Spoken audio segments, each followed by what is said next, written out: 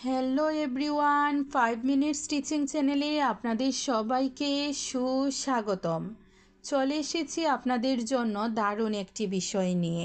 আমাদের আজকের বিষয় শরৎচন্দ্র চট্টোপাধ্যায় পার্ট 2।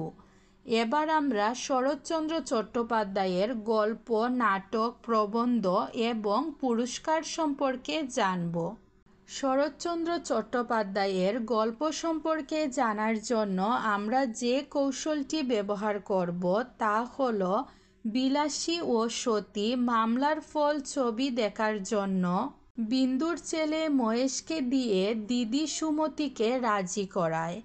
এই কৌশল ব্যবহার করে আমরা যে গল্পের নাম শিখতে পারব তা হল বিলাসী থেকে বিলাসী, সতী থেকে সতী, মামলার ফল থেকে মামলার ফল, ছবি থেকে ছবি, বিন্দুর ছেলে থেকে বিন্দুর ছেলে, মহেশ থেকে মহেশ, দিদি থেকে বড় দিদি ও মেজ দিদি, সুমতি থেকে রামের সুমতি।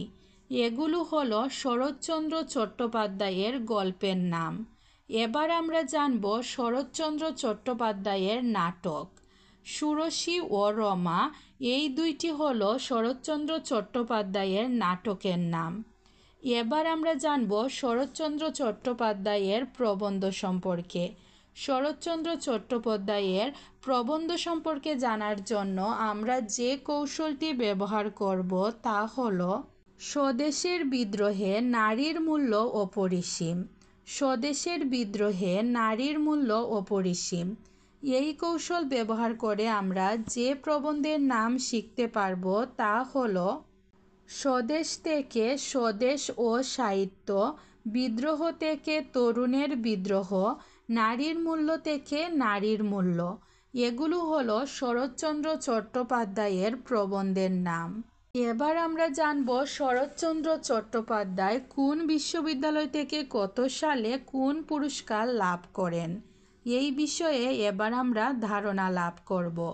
শরৎচন্দ্র চট্টোপাধ্যায় কলকাতা বিশ্ববিদ্যালয় থেকে 1923 সালে জগত্তারিণী স্বর্ণপদক লাভ করেন। তিনি ঢাকা বিশ্ববিদ্যালয় থেকে 1936 সালে ডিলিট ডিগ্রি লাভ করেন।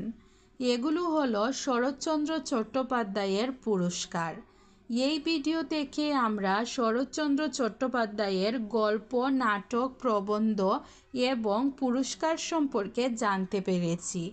আশা করি এই ভিডিওটি আপনাদের ভালো লাগবে। ভালো লাগলে লাইক, কমেন্ট এবং সাবস্ক্রাইব করে পাশে থাকবেন। আপনাদের জন্য খুব সুন্দর একটি ভিডিও নিয়ে খুব তাড়াতাড়ি আপনাদের সামনে হাজির হব। ততক্ষণ পর্যন্ত আপনারা সবাই ভালো থাকবেন, সুস্থ থাকবেন। ধন্যবাদ সবাইকে।